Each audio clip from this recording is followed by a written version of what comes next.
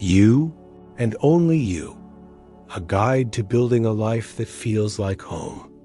Narrated by Zoney. Chapter 1. The Foundation. Becoming the author of your story. Welcome. I'm so glad you're here. This audiobook, this time you've set aside for yourself, is a quiet act of rebellion. It's a declaration that you believe, somewhere deep down, that there might be another way to live. A way that feels more yours. For so long, many of us have been living by a script we didn't write. A script made up of expectations from our family, our culture, our past, the loud voices on social media. We've been trying to play a part, hoping it would eventually feel right. But if you're listening to this, you might have felt a quiet tug, a whisper that says, "This isn't my line. This isn't my stage." This chapter is about picking up the pen. It is about the most important shift you will ever make, from being a character in your story to becoming its author. The default script. Think about the last time you felt truly stuck. Maybe it was in a job, a relationship, or just a general feeling of dissatisfaction. Often, that feeling of being stuck isn't about a lack of options. It's about being trapped inside a story. The story might sound like, "I have to be the responsible one. It's too late for me to change. This is just who I am. I should be grateful for what I have. Wanting more is selfish." These aren't facts. They are sentences in a script. And the problem with living on autopilot is that you're re-following a map that was drawn by a different version of you, or worse, by someone else entirely. Psychology has a term for this: the narrative self. We are meaning-making machines, and we weave our experiences into a story to create a sense of identity. But when that story is built on old wounds or external pressures, it becomes a cage. The power of authorhood. Becoming the author doesn't mean your life becomes perfect overnight. It means you stop blaming the plot twists, the other characters, or the setting. You take responsibility for the telling of the tale. This is where a simple but profound psychological concept comes in: locus of control. People with an internal locus of control believe they are the primary agents of change in their own lives. Those with an external locus of control believe that life happens to them, controlled by fate, luck, or other people. The research is clear. An internal locus of control is one of the strongest predictors of happiness and success. Why? Because if you believe your actions matter, you take action. Authorhood is the practice of cultivating an internal locus of control. Your first authorial act, the pause. So how do you start? You don't need to quit your job or make a grand gesture. The first act of an author is not to write, but to pause. The next time you feel a reactive emotion, frustration, anxiety, resentment, I want you to try this. Just hit the mental pause button. In that sliver of space between the trigger and your reaction, ask yourself one simple question: is my response coming from my authentic self or from the old script? For example, your boss gives you critical feedback. The old script might scream, "I'm a failure. I need to people please to be safe." The pause allows you to choose a different response. This is feedback on my work, not my worth. I can learn from this. A friend cancels plans. The old script might whisper, "They don't value me. I'm not important." The pause allows you to choose. This is probably about their life, not a reflection on me. I can use this time for myself. This pause is the birthplace of choice, and choice is the author's most powerful tool. A guided practice. Let's try a small practice together right now. Think of one story you tell yourself that feels limiting. Something like, "I'm not a creative person," or "I'm bad with money."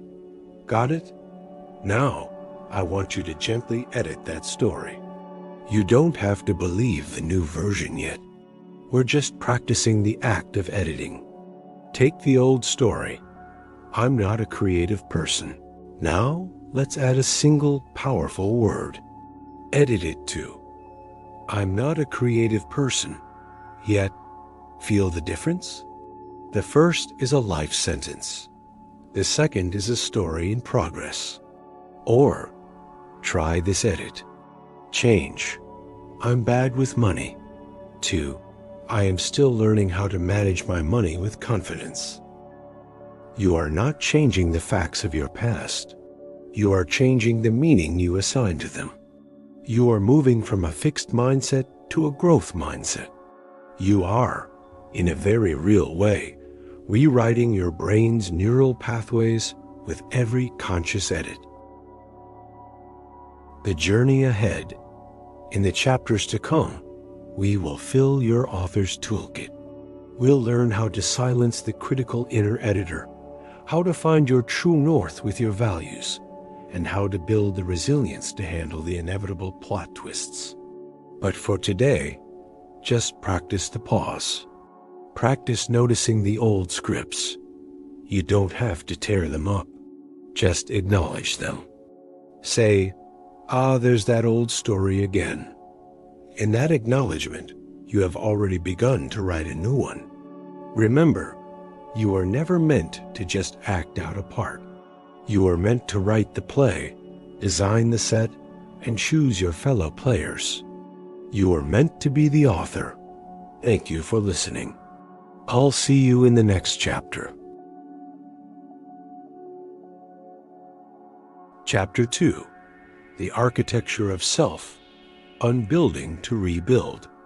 In our first chapter, we spoke of becoming the author of your story. But what happens when you pick up the pen and realize the very paper you're rewriting on is not your own? When you discover that the foundation upon which you've built your identity was poured by other hands, according to blueprints you never chose. This chapter is not about adding another layer of paint to the structure of who you are. It is about the courageous, necessary work of examining the foundation itself. It is about unbuilding. There is a profound psychological truth we must confront. Much of what we call our self, our beliefs, our reactions, our deepest insecurities, and highest aspirations, is not inherently ours. It is an inheritance. A collection of adaptations, survival strategies, and internalized messages that we assembled in our earliest years, when our only job was to belong, to be loved, to be safe. Psychologists call these deeply ingrained pattern schema. They are the invisible architecture of our inner world. A schema is not just a thought. It is a core belief, a visceral feeling, and a predictable behavioral pattern, all woven together into an automatic program. For example, if you grew up with a critical parent, you may have developed a defectiveness schema. The core belief, "I am flawed, unworthy of love." The feeling, deep shame. The behavior, perfectionism, or conversely, self-sabotage, because if you're already flawed, why try? If you experienced emotional neglect, you may have developed an emotional deprivation schema. The belief, "No one will ever truly understand or meet my emotional needs." The feeling, a hollow loneliness. The behavior, clinging to relationships that can't fulfill you, or avoiding intimacy altogether. You built these structures not because you are broken, but because you are brilliant. Your young mind engineered a way to make sense of your world and survive it. But what kept you safe as a child may be suffocating you as an adult. The armor you forged to protect a tender heart has now become its cage. The unbuilding, meeting your protector. So, how do we begin this unbuilding? Not with the sledgehammer of self-criticism, but with the quiet curiosity of an archaeologist. We must approach these old structures not as enemies to be demolished, but as ancient, loyal protectors to be understood. I want you to try a practice right now. Think of a recurring pattern that causes you pain. A situation where you find yourself feeling or acting in a way that seems bigger than the moment itself. Perhaps it's a flash of rage when you feel dismissed, or a crushing sense of failure when you make a small mistake. Now, close your eyes if you feel comfortable, and bring that feeling into your body. Where do you feel it? Tightness in the chest? A knot in the stomach? Now, imagine that feeling has a voice. It is not the voice of your true, essential self. It is the voice of a protector part. This part formed long ago with a single, sacred job to keep you safe from a specific kind of pain. Ask it gently. What are you afraid would happen if you weren't here? What are you trying to protect me from? Listen not with judgment, but with compassion. You might hear, if I don't make you perfect, you will be rejected. If I don't make you people please, you will be abandoned. If I don't make you stay small, you will be seen, and then you will be hurt. This protector is not your enemy. It is a fearful, devoted guardian operating from an outdated playbook. By hearing its fears, you are not agreeing with them. You are simply acknowledging its existence and its original, positive intent. This act of recognition is the first and most profound step in unbuilding. You are separating your core self from the protective parts that have been running the show. The silent core, remembering who you were before. Beneath these layers of adaptation, beneath the schemas and the protector parts, lies what we might call the essential self. This is not something you need to create. It is something you need to remember. Who were you before the world told you who you should be? Can you remember the child who was curious for curiosity's sake, who felt joy without questioning if they deserved it, who expressed anger or sadness freely, and then let it go like a passing cloud? The essential self is not a set of personality traits. It is the fundamental ground of your being. It is characterized by qualities like curiosity, calm, clarity, compassion, courage, creativity, and connectedness. These are your birthright. The work of growth is not about building a new self from scratch. It is the work of gently, lovingly, dismantling the scaffolding that has been obscuring the magnificent structure that was always there. It is clearing away the overgrowth to reveal the ancient, steady tree at your core. A practice in essence. The 5-minute return. You can practice connecting with this essential self. It's not a complicated meditation. It's a simple return. For the next 5 minutes, I want you to do one thing that your essential self, not your protector parts, would enjoy. Something with no goal, no outcome, no measure of success or failure.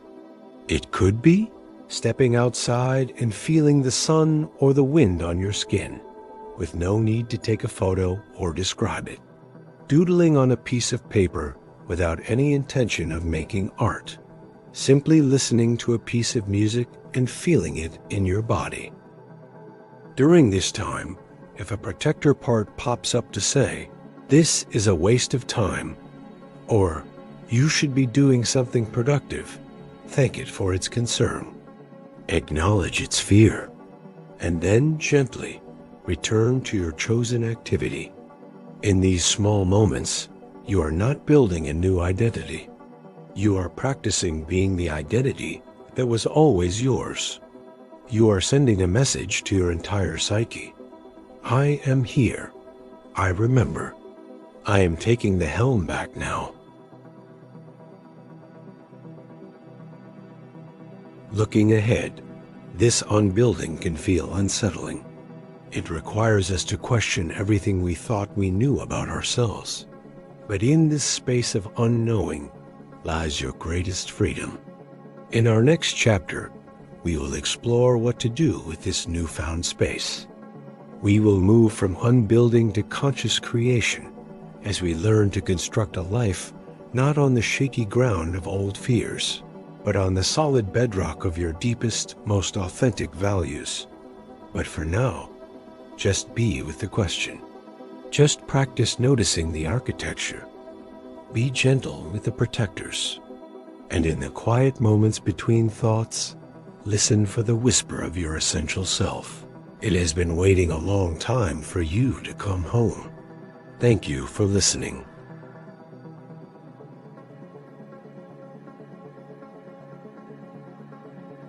Chapter 3.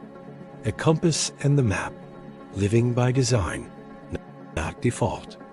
In our last chapter, we began the sacred work of unbuilding, of clearing away the old architecture to remember the essential self that has always been there.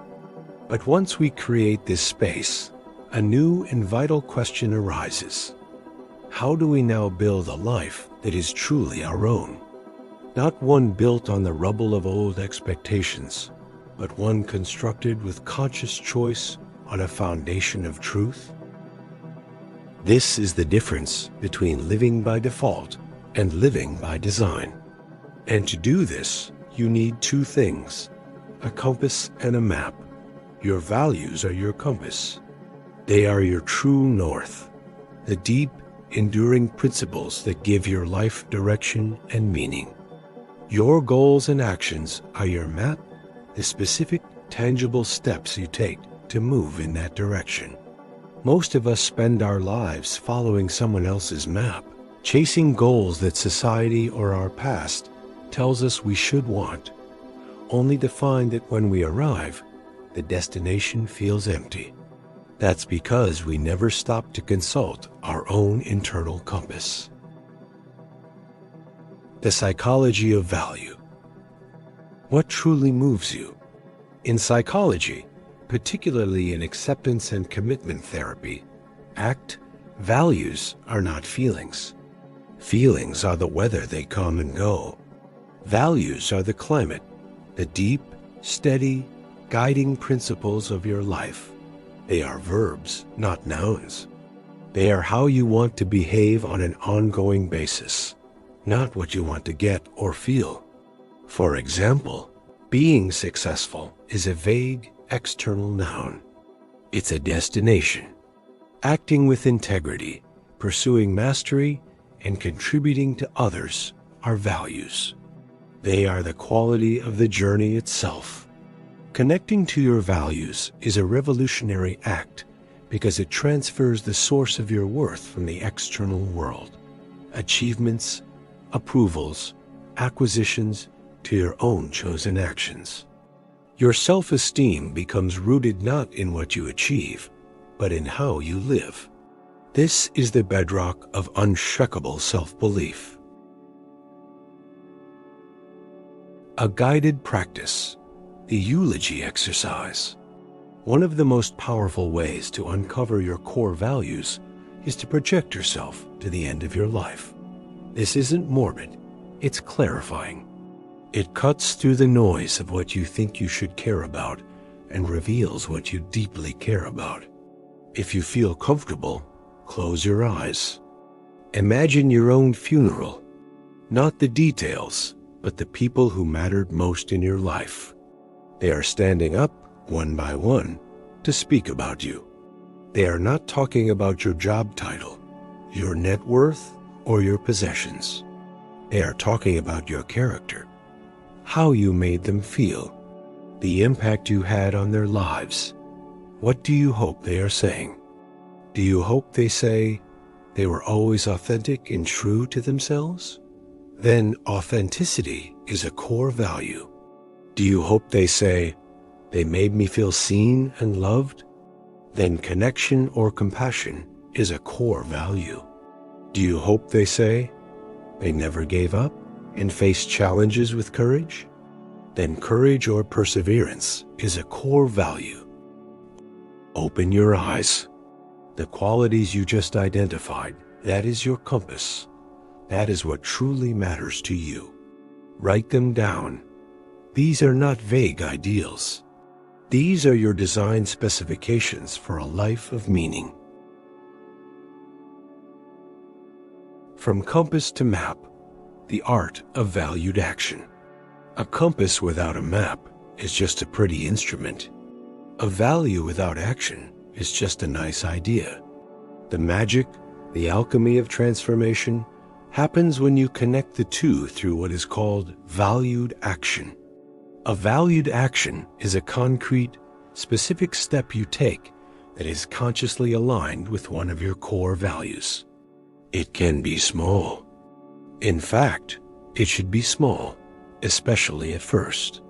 Let's say one of your core values is curiosity. The old default way. I should go back to school and get another degree. This is overwhelming and may trigger avoidance. The new designed way, the valued action. This week, I will spend 20 minutes reading about a topic I know nothing about, just for the fun of it. See the difference? The goal isn't the outcome, the certificate, the finished book. The goal is to enact the value of curiosity itself. The reward is the quiet satisfaction of integrity, of having shown up for what matters to you. Navigating the discomfort gap. Here is the secret no one tells you. Moving toward your values will often feel worse before it feels better. Choosing the value of authenticity might mean having a difficult conversation, which feels anxiety-inducing.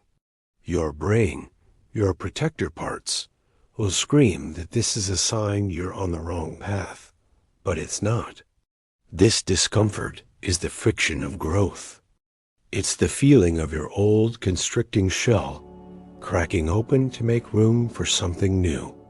The question is not, how do I make this fear go away? The question is this action aligned with my compass? If the answer is yes, then you can learn to carry the fear with you, to make room for it as you take the next step on your map. Your Chapter 3 practice, one small, brave alignment. This week, your practice is simple but profound. Look at the list of core values you identified. Choose one. Design one small action you can take this week that is aligned with it. It should take less than 15 minutes. Take the action. Not when you feel motivated, but because you chose to. Because you are the author, the architect, the navigator of your life. When you do this, you are no longer just thinking about your values. You are living them. You are weaving them into the fabric of your days. And with every small, brave alignment, you are building a life that doesn't just look good on the outside, but one that feels like home on the inside. In our next chapter, we will confront the force that so often stops us from taking these steps, the inner critic. We will learn how to transform it from a tyrant into a tool. But for now, just focus on that one small aligned step. Consult your compass, draw your map, and begin.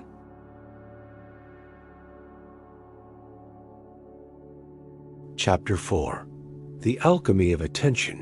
Where your energy flows, your life grows. We have our compass. We are learning to draw our map, but there is a fundamental force, a raw power, that determines whether we merely plan our journey or actually take it. This force is your attention. Where you place your attention is not just what you're thinking about. It is literally where you are directing your life energy. In this very moment, your attention is the most powerful currency you possess. It is the brush with which you paint your reality.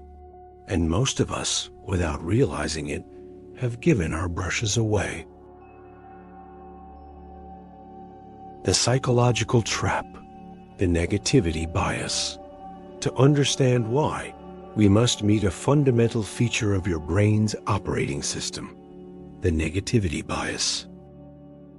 For survival, your brain is hardwired to be Velcro for negative experiences and Teflon for positive ones.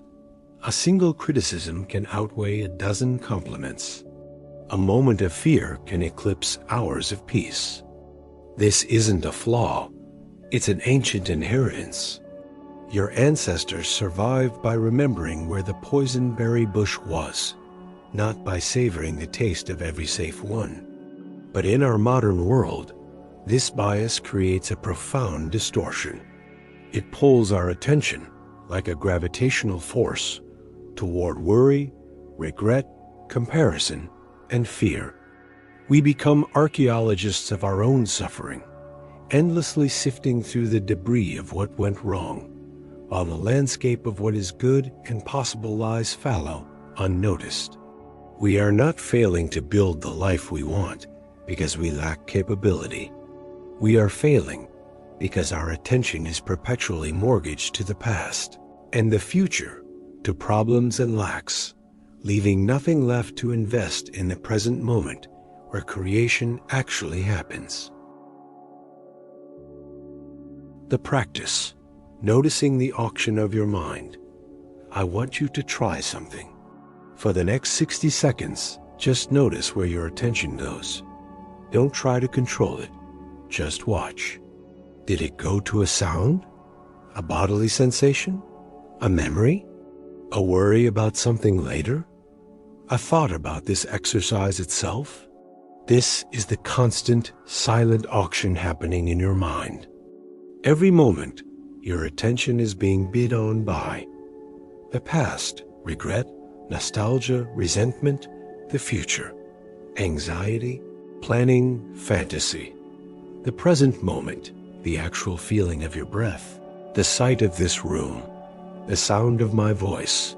The past and the future are often the highest bidders. They are loud, dramatic, and full of stories. The present moment is a quiet bidder.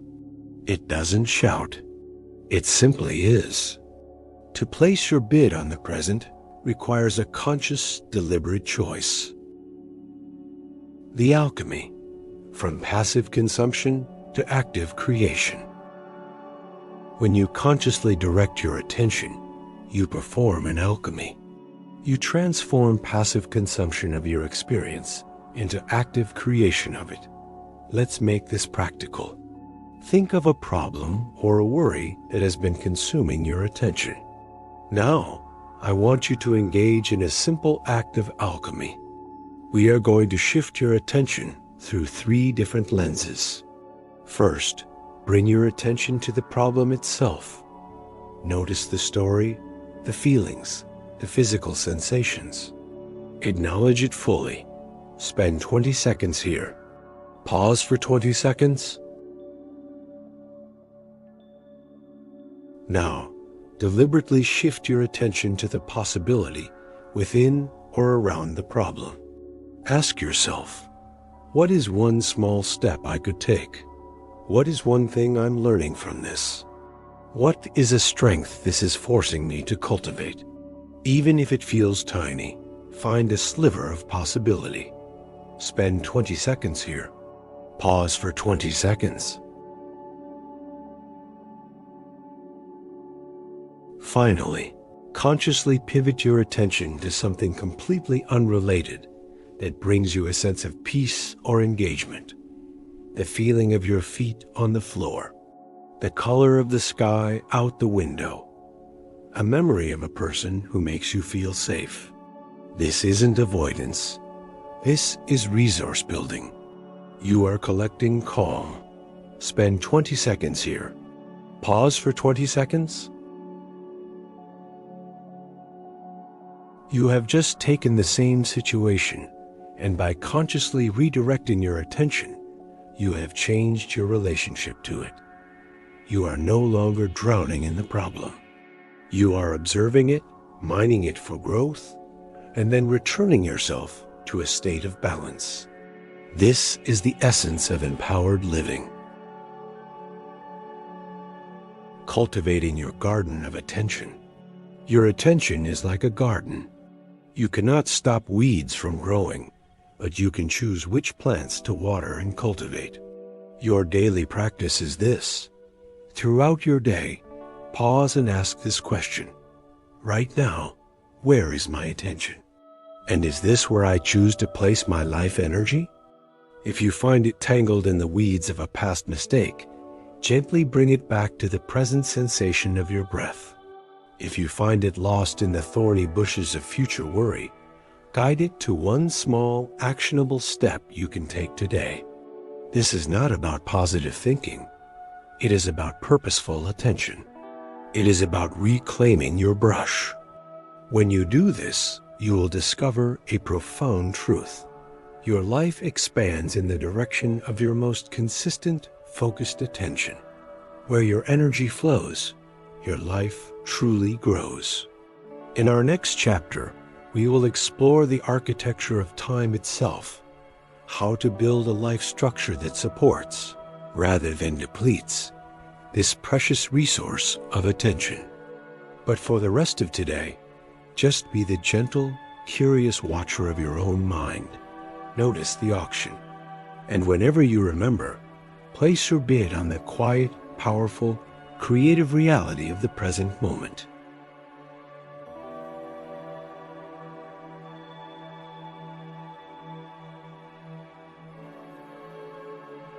Chapter 5. The Architecture of a Day. Building Cathedrals in Time. We have reclaimed our attention, the sacred brush with which we paint our reality.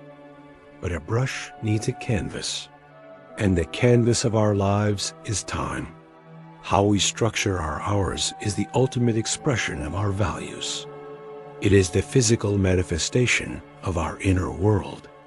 Yet for so many of us, time feels like an enemy, a relentless river sweeping us along, leaving us breathless and wondering where the days, the years, have gone. This chapter is not about time management. It is about life architecture. It is about moving from being a passive passenger on the river of time to becoming the architect who designs its banks and directs its flow. The myth of someday and the tyranny of the urgent. We live with a quiet, persistent myth that someday our real lives will begin. Someday, when we have more money, more time, less stress, we will write that book, learn that instrument, deepen that relationship. We treat our deepest values as a luxury to be enjoyed later, while we spend our days putting out fires, responding to the tyranny of the urgent. This is a psychological trick our minds play. The urgent is loud. It dings and buzzes and makes immediate demands. The important, the work that aligns with our soul's compass is quiet. It doesn't scream, it only whispers. And in the cacophony of the daily grind, we stop hearing it. The result? We build a life of reaction, not creation. We become masterful at managing crises, but we never get to lay the foundation for our cathedral. The Keystone Habit. Designing your morning altar. The most powerful tool for an architect of time is the Keystone Habit.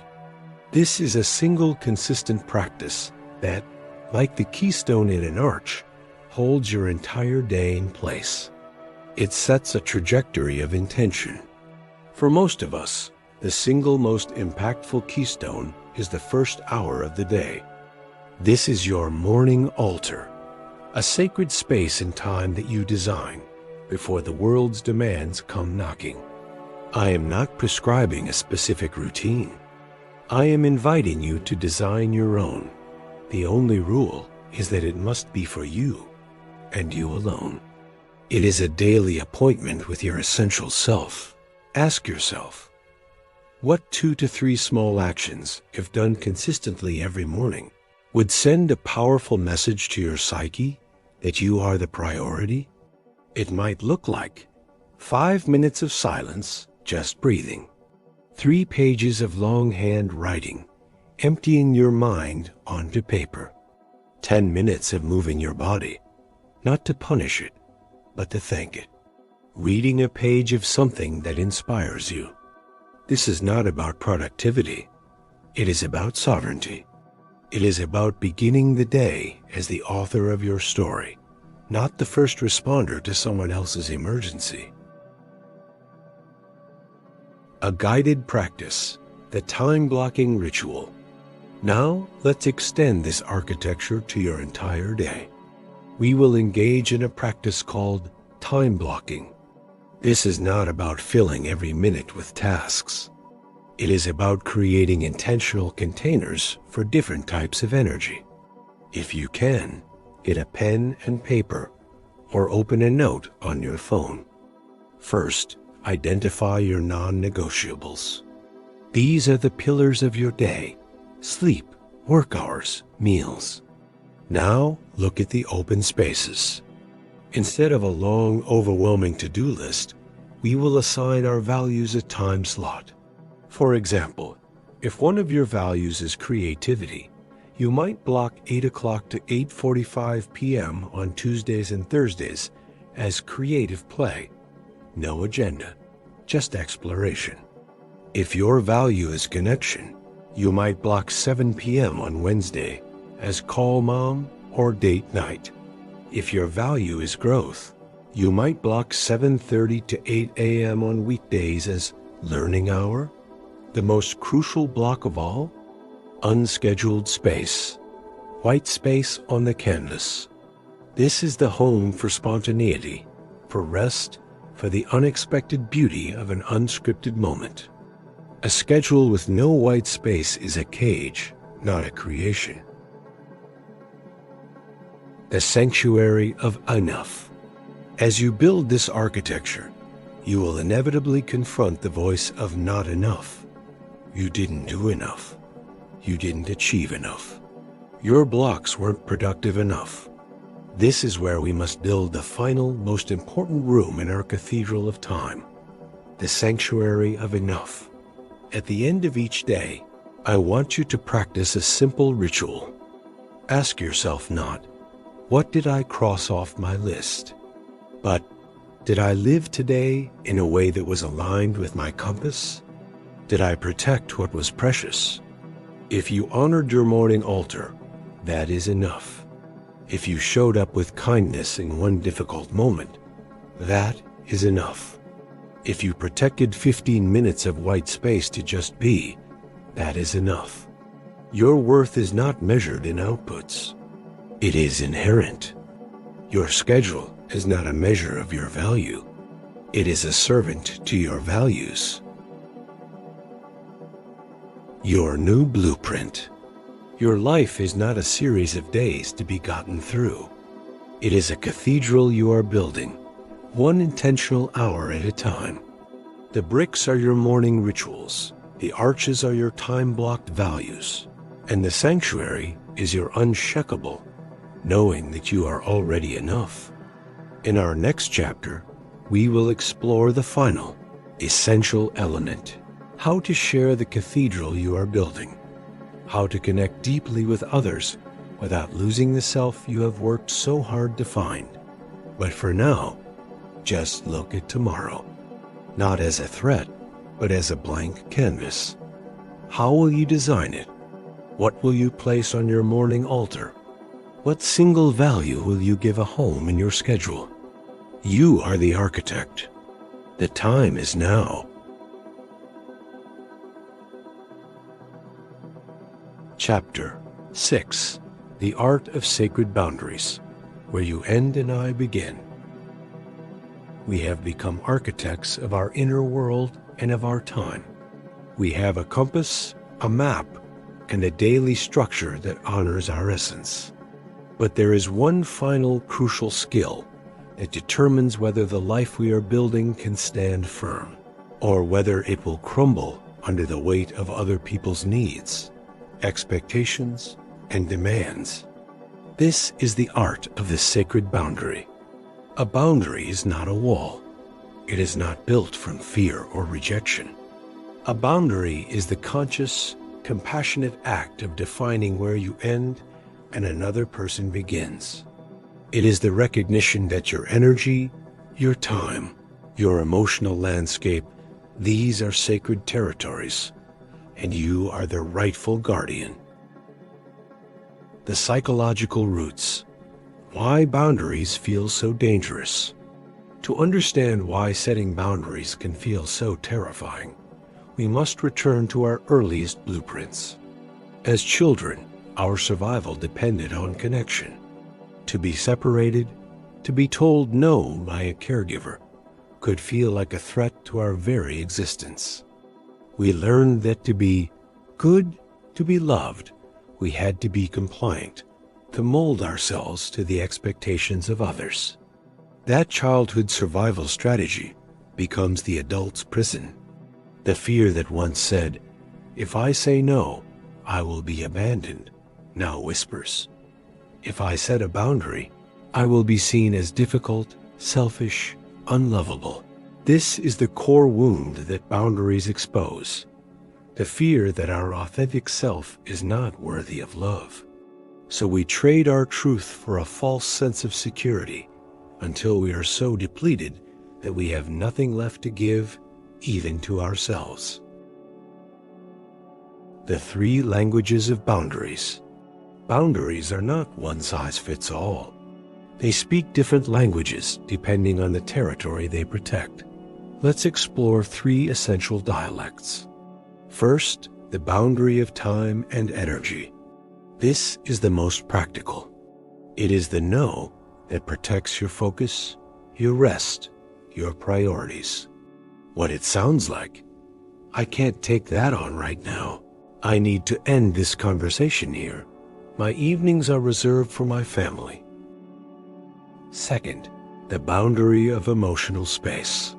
This is the no to emotional labor you did not consent to absorbing other people's anxiety, to fixing problems that are not yours to solve. What it sounds like: I hear you're struggling, and I trust you to find your way through this. I'm not available for conversations that involve criticizing others. I can listen, but I can't carry this for you. Third, and most profound, the boundary of identity. This is the no to internalized expectations, the shoulds and supposed tos that have been grafted onto your soul. It is the boundary you set with the ghosts of your past and the loud voices of culture. What it sounds like to yourself: I am not required to be the responsible one. At the cost of my own joy, my worth is not determined by my productivity. I get to define what a successful life means for me. A guided practice. The boundary liturgy. Let's practice crafting a boundary, not with aggression, but with the quiet clarity of a curator defining the space around a precious work of art. I call this the boundary liturgy. It has 3 parts. Think of a situation where you feel drained, resentful, or compromised. A situation that calls for a boundary. First, connect to your body. Close your eyes. Feel the physical sensation of the violation. Is it a tightness in your chest? A knot in your stomach? This somatic signal is your inner guardian raising the alarm. Place a hand there. Thank your body for its wisdom. Second, identify the need. Ask that feeling. What are you trying to protect? What needs to be preserved here? Is it your peace? Your creative energy? Your self-respect? Name the sacred thing. Third, craft the statement. A clear boundary is short, kind, and firm. It requires no lengthy justification. It often follows this pattern. Acknowledge the other, if appropriate. I know you're excited about this ... Pull quotes, state your limit clearly. But I won't be able to participate. Optional. Offer an alternative if you choose. I'd be happy to help in another way next month. Let's try it with a common example. A friend consistently vents to you for hours, draining your energy. The liturgy. Sarah, I care about you deeply, and I value our friendship. Acknowledge. I've realized that for my own mental health, I need to keep our calls to about 30 minutes. State limit. I want to be fully present for you in that time. Reinforce connection. This is not rejection. It is respect for yourself and for the relationship. The ongoing practice. This is not a one-time event. It is a daily, gentle practice of tuning in and asking, does this feel like a yes or a no in my body? And then having the courage to honor the answer. You are not being hired to manage the emotional comfort of everyone around you. You are being called to steward the one life you have been given. In our next chapter, we will explore how to bring this whole authentic, boundaried self into the world, how to let yourself be seen, and how to find the courage to belong to yourself so deeply that you can connect with others without losing your way. But for today, just practice noticing. Notice where your energy drains. Feel the subtle nudge of your inner guardian. And know that you have the right, the capacity, and the profound responsibility to build a fence around all that is wholly within you. Chapter 7. The Courage of the Open Heart. Loving without losing yourself. We have built our inner sanctuary. We have drawn our boundaries with clarity and compassion. And now we arrive at perhaps the most vulnerable, most courageous frontier of our journey, the frontier of the open heart. How do we love deeply without disappearing? How do we connect authentically without collapsing our hard-won sense of self? This is the ultimate test of everything we have built, not to isolate ourselves in a fortress of self-sufficiency, but to learn the art of touching another soul without being absorbed by it. The core dilemma, fusion versus intimacy. In our deepest relationships, we often confuse two very different states, fusion and intimacy. Fusion feels like love, but it is a counterfeit. It is the enmeshed, boundaryless state where I disappears into we. You absorb the other person's moods as your own. Their problems become your emergencies. Their disapproval feels like a personal annihilation. You love not from a place of abundance, but from a place of need, the need to be validated, completed, made whole by another. True intimacy, on the other hand, can only happen between two whole people. It is the sacred space where two solid has choose to stand close enough to share warmth, but not so close that they lose their shape. It is the courage to say, here I am in my entirety. I welcome you to see me, and I see you in your entirety without needing you to be different. The work of this chapter is to move from fusion, which is a loss of self, to intimacy, which is a celebration of self in connection. The practice, the two-chair dialogue. To understand this dynamic within yourself, I want to guide you through a powerful practice. It's called the two-chair dialogue, and it will help you separate your need for connection from your fear of losing yourself. Think of a specific relationship where you feel this tension, where you sometimes feel you're losing yourself. In your mind's eye, imagine two chairs facing each other.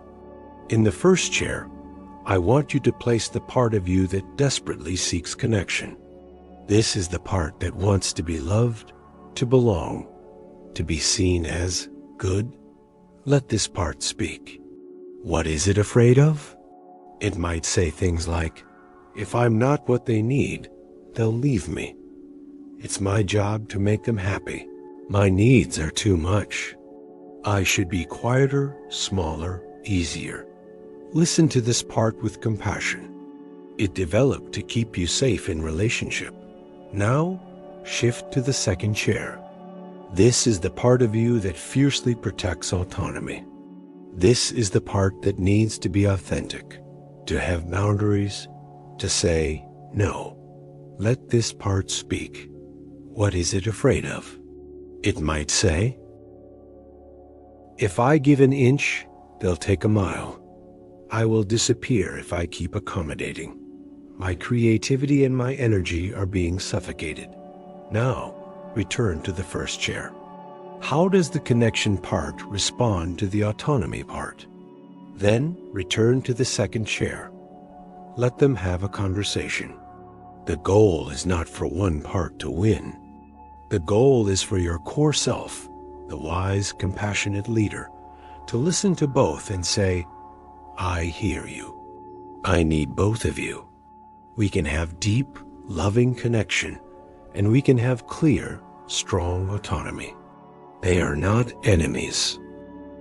The art of the wholehearted offering. When you can hold both your need for connection and your need for autonomy, your way of loving transforms.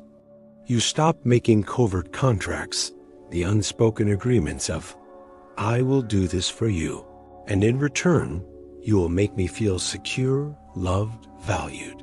These contracts always lead to resentment because the other person never signed them. Instead, you learn to make wholehearted offerings. A wholehearted offering is any act of love or service that you give without an attachment to the outcome. You give it because the act of giving aligns with your values, because it brings you joy to give. You do not give in order to receive a specific response in return. For example, you cook a beautiful meal not to receive praise, but because the act of nurturing expresses your love. You listen deeply not to fix the person, but because presence is a gift you choose to offer. You set a boundary not to punish, but because respecting yourself is the foundation of a healthy relationship. This is loving from a place of overflow, not depletion. A guided practice. The intimacy check-in. To practice this in your relationships, you can use a simple intimacy check-in. You can do this internally, or even share it with a trusted partner. Ask yourself these 3 questions. Am I showing up as my full, authentic self in this moment, or am I performing a role? Am I trying to be the perfect partner, child, or friend? Am I giving freely, or am I giving with an unspoken expectation of something in return? Is there a hint of resentment or scorekeeping? Am I able to hold my own center while still being open and receptive to this other person? Can I feel my own feet on the ground while also feeling my heart open to them? This check-in brings conscious awareness to the moment of connection, allowing you to course correct from fusion back to true intimacy. The reward, love as freedom. When you stop using relationships to complete you, you begin to use them to express the complete person you already are. Love is no longer a chain that binds, but a field in which you both can dance freely. This is the final, beautiful integration of our journey. You have built a home within yourself. You have furnished it with your values. You have set sacred boundaries at the door, and now you can open the windows and let the world in. You can invite guests into your home without fearing they will steal the furniture or burn the place down. You can love without losing yourself, because yourself is no longer up for negotiation. It is settled. It is home.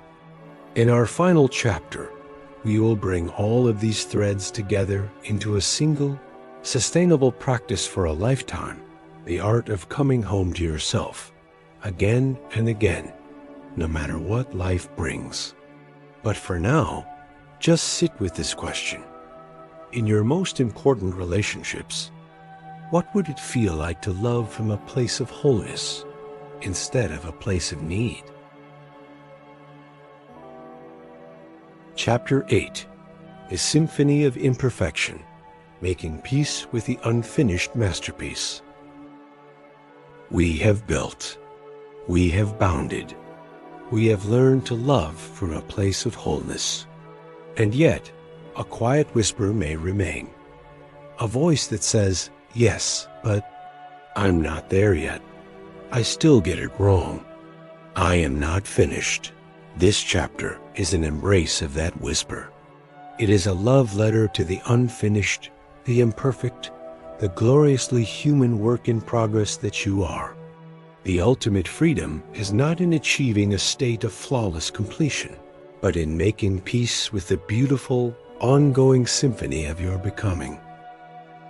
The tyranny of the finish line. We are conditioned to believe in finish lines. We think there is a destination called healed, enlightened, or successful, where we will finally be able to rest. We treat our personal growth like a project to be completed, and in doing so, we turn our own lives into a perpetual state of emergency, a constant, low-grade failure to arrive.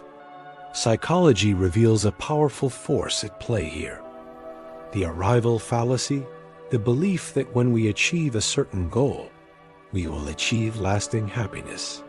But the brain is designed for wanting, not for having. The finish line always moves. The moment you achieve one goal, your mind immediately identifies the next thing that is lacking. This is not a flaw. It is the engine of human evolution and growth. But when we fail to understand it, we live in a state of perpetual dissatisfaction, always looking toward the next horizon, blind to the landscape we are currently inhabiting. The wisdom of the spiral. What if we replaced the metaphor of the linear path with the image of a spiral? On a linear path, you either move forward or you fall behind. You pass a milestone once, and if you encounter it again, it means you have failed. On a spiral path, you encounter the same lessons, the same challenges, the same core fears, but each time from a new vantage point, with more wisdom, more resources, more self-compassion. You are not going in circles. You are going deeper. The fear of abandonment you faced at 20 may reappear at 40, not because you failed to heal it, but because you are now strong enough to meet it with a new level of understanding and integrate it more fully. The boundary you struggled to set with a friend last year becomes the foundation for a more nuanced boundary with a colleague today. You are not failing. You are spiraling upward. You are meeting the same note in your symphony, but in a new, richer octave. A guided practice, the museum of your becoming. Let's make this real. I want you to close your eyes and imagine a museum dedicated entirely to your life. This is not a hall of fame for your trophies. It is a museum of your becoming. Walk into the first wing. It is the wing of noble failures. Here, in glass cases, are your stumbles, your heartbreaks, the projects that never saw the light of day. Instead of shame, you feel a strange reverence. Each exhibit has a plaque that reads, "Here, courage was learned. Here, resilience was forged. Here, a boundary was discovered. Move to the next wing, the gallery of unfinished canvases. Here are the dreams you set aside, the relationships that changed form, the person you thought you'd be, but aren't." The plaques here read, "A lesson in release, a testament to evolving desires, an invitation to the present moment. Finally, enter the central hall, the hall of the current masterpiece. And in the center, there is not a statue, but a living, breathing, changing work of art. It is you, right now, flawed, complex, and utterly captivating in your aliveness. The plaque simply says, "A symphony in progress." Listen, open your eyes, carry this museum in your heart. Every perceived setback, every imperfection, is just another precious artifact for your collection. It is all part of the art. The practice of the gentle pivot. So how do we live this? Through the gentle pivot. This is the moment-to-moment practice of turning away from self-judgment and toward compassionate curiosity. When you notice the inner critic starting its commentary, you should be further along by now. You do and fight it. You simply pivot. You pivot from "I failed" to "What is this teaching me?" You pivot from "I'm not enough" to "I am a human, becoming." You pivot from "This is a mess" to "This is the raw material of my growth." The gentle pivot is the practical application of the spiral. It is how you change your relationship with your own unfolding story in real time. The unfinished anthem. Your life was never meant to be a polished, finished product to be presented for judgment. It is an unfinished anthem, a song that is sung one day at a time, sometimes in tune, sometimes off-key, but always with the unique timbre of your one precious voice. The goal is not to reach the final note. The goal is to love the singing. In our final chapter, we will bring all of this together into a daily ritual, a simple, powerful way to come home to yourself again and again, to conduct the symphony of your life with intention and grace, no matter what music the day brings. But for now, just take a breath. Look at your hands, your life, your heart. See the beauty in the rough edges. Hear the music in the unfinished melody. You are not a project to be completed. You are a masterpiece in motion. Thank you for listening.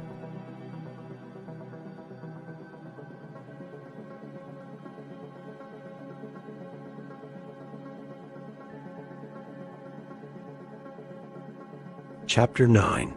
The Rhythm of Return. The Daily Art of Coming Home to Yourself. We have journeyed far together. We have explored the architecture of self, the compass of values, the art of boundaries, and the symphony of imperfection. We have built a home within. But any home, no matter how beautiful, requires a simple daily practice of return. A way of crossing the threshold, shaking off the dust of the world, and remembering who lives here. This final chapter is not about building anything new. It is about the gentle, powerful rhythm of coming back, again and again and again. The lost and found nature of the self. Here is a truth we must make peace with. You will forget yourself. You will lose your way. You will have days where the boundaries blur, the compass seems to spin, and the symphony sounds like noise. This is not failure. This is the nature of being human in a demanding world.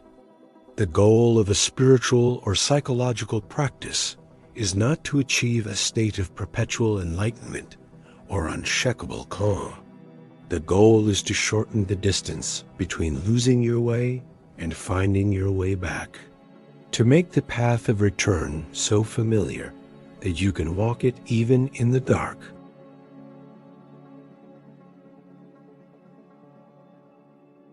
The cornerstone, the daily pause.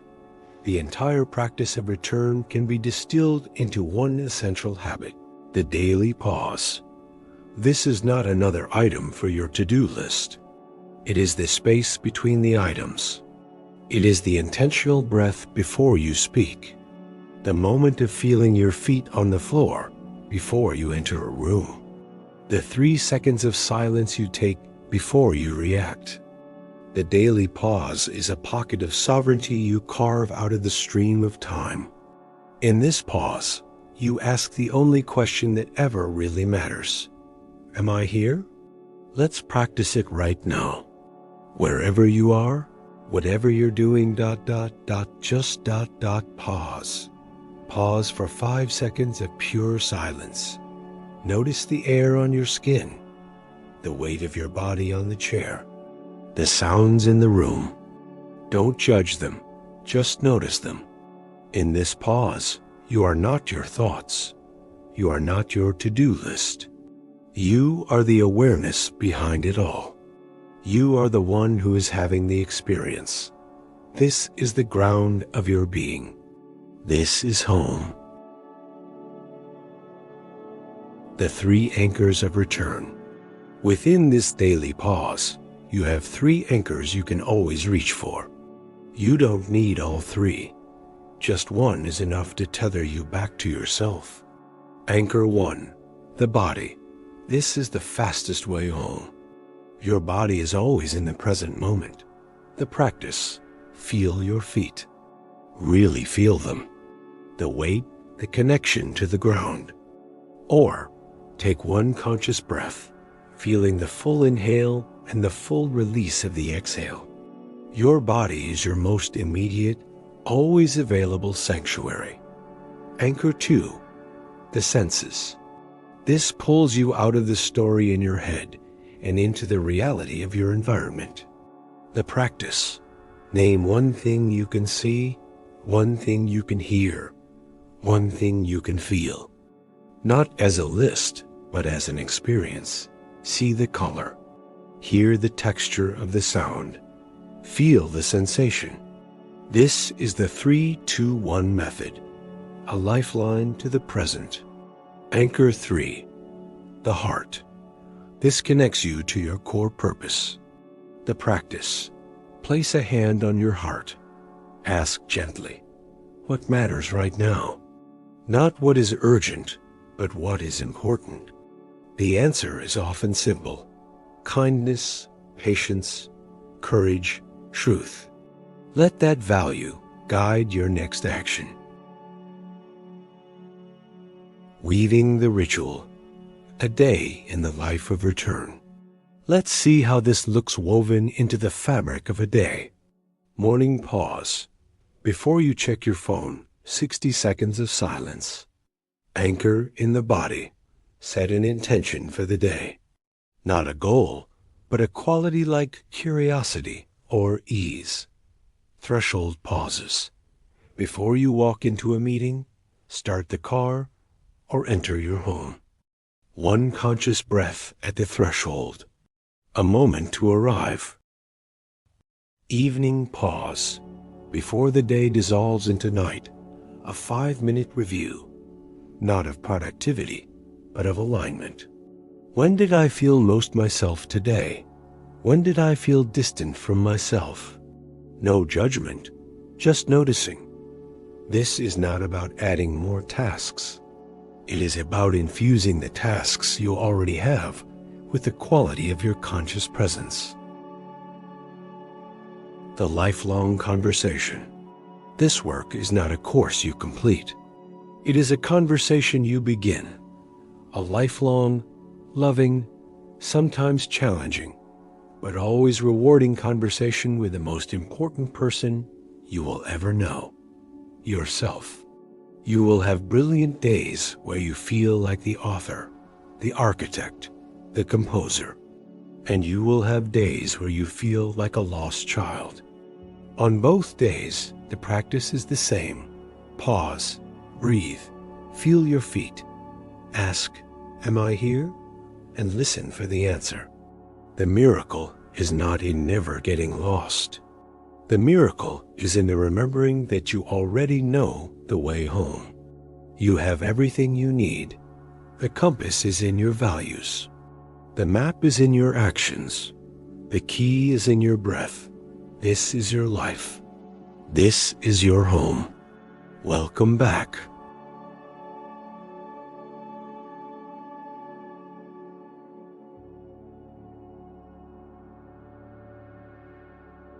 Chapter 10. The Song of the Soul, Living Your One Wild and Precious Life.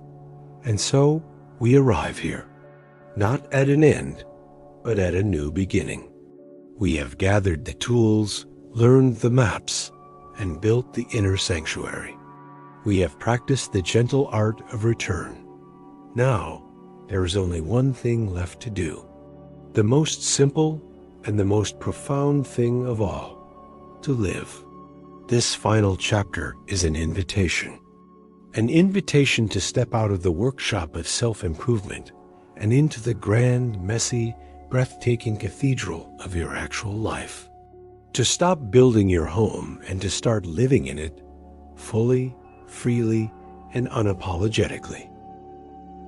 From practice to presence, there is a subtle shift that must occur for all this work to bear its true fruit.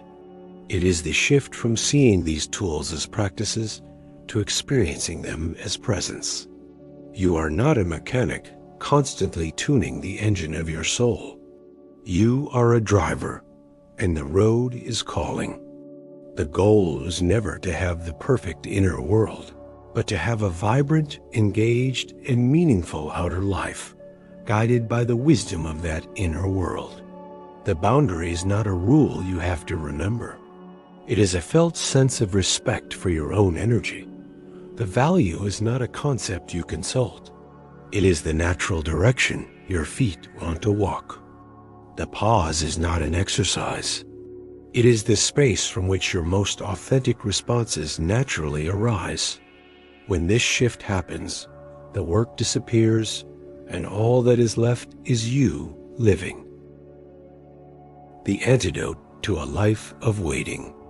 For so long, you may have been waiting to feel ready, waiting to be perfectly healed, waiting for permission, waiting for the fear to subside. I am here to give you that permission right now. You do not need to be more than you are in this moment to begin. Your fear can sit in the passenger seat, but it no longer gets to hold the wheel. Your imperfections are not flaws to be hidden.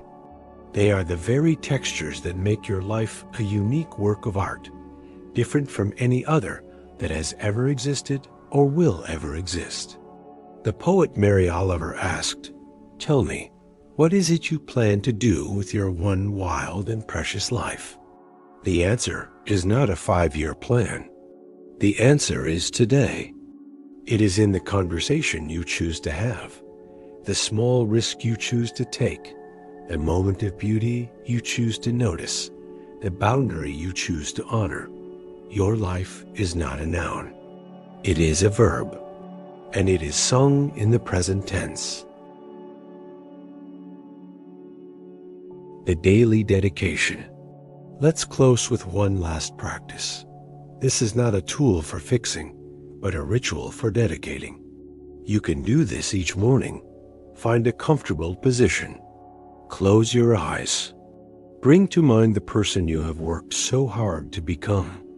The one who is brave enough to feel, wise enough to pause, and compassionate enough to embrace imperfection. Now, see the day ahead of you, not as a list of tasks, but as a blank canvas. And now, from the deepest place within you, whisper this dedication. Today, I will not wait. I will live from this heart, not from this fear. I will trust this compass, not the noise of the world. I will offer my unique and imperfect gifts because the world needs them. I will stumble, and I will call it dancing. I will be kind to this human soul that I am. This is my one wild and precious day, and I choose to live it. The song you came to sing, you have done the work. You have looked inward with courage and tenderness. You have cleared the space, tuned the instrument, and learned the scales. Now, the only thing the world needs from you is the song that only you can sing. Not a perfect song, a true song, a human song. A song with moments of soaring joy and passages of quiet sorrow. A song that is yours. You are the author. You are the architect. You are the composer. You are the guardian. You are the beloved. You are the home. The door is open. The world is waiting. Go live your song. Thank you for everything.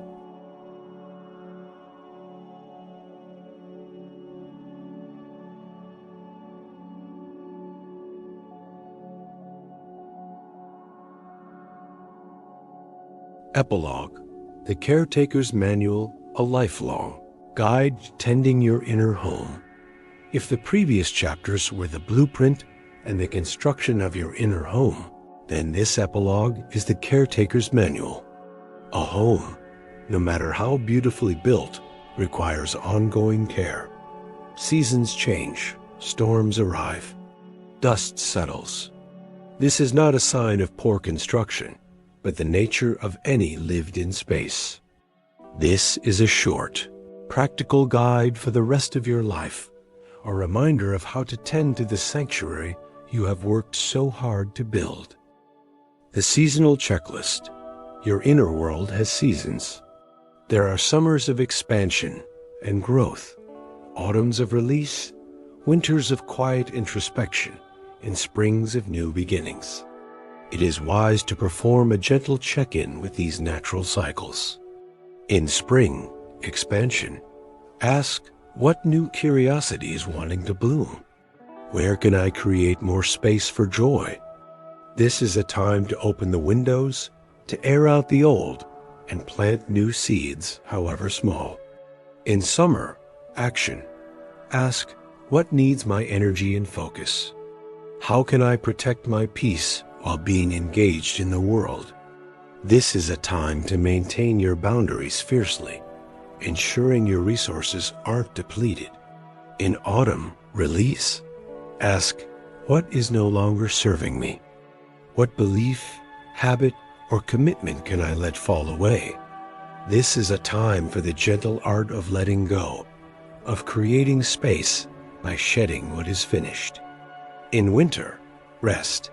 Ask, what deep rest do I need? How can I be kind to myself in this quiet?